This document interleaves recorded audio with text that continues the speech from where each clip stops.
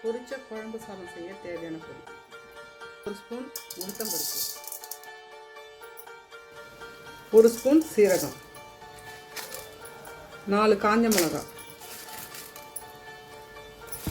ஒரு ஸ்பூன் மிளகு, திருவண்ண தேங்காய் ஒரு ஸ்பூன், ஒரு ஸ்பூன் பச்சரிசி நல்லா பொன்னிறமாக வறுத்து எடுத்துக்கணும். 1 கப் பச்சரிசி, 1/2 கப் துவரம்பருப்பு, அரை மணி நேரம் ஊற வைக்கணும். பொரிச்ச குழம்பு செய்ய தேவையான 2 வெங்காயம், 2 தக்காளி, 2 பச்சை மிளகாய், உங்கள்கிட்ட இருக்க காய்கறிகள்லாம் சேர்த்துக்கோங்க. ஊற வச்ச அரிசி பருப்பு, கொஞ்சமாக கருவேப்பிலை, 1 ஸ்பூன் மஞ்சள்தூள், 1 ஸ்பூன் சாம்பார் பொடி, 1 ஸ்பூன் குழம்பு மிளகாய்த்தூள்,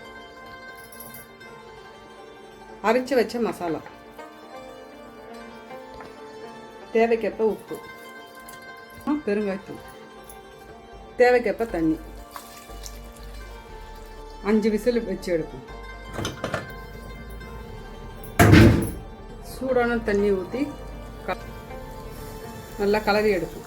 தாளிக்க கருவேப்பிலை,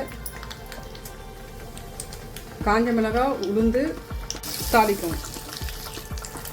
1 ஸ்பூன் நெய் சேர்த்துப்போம். கொத்தமல்லி போட்டு இறக்குனா பொரிச்ச குழம்பு சாதம் ரெடி.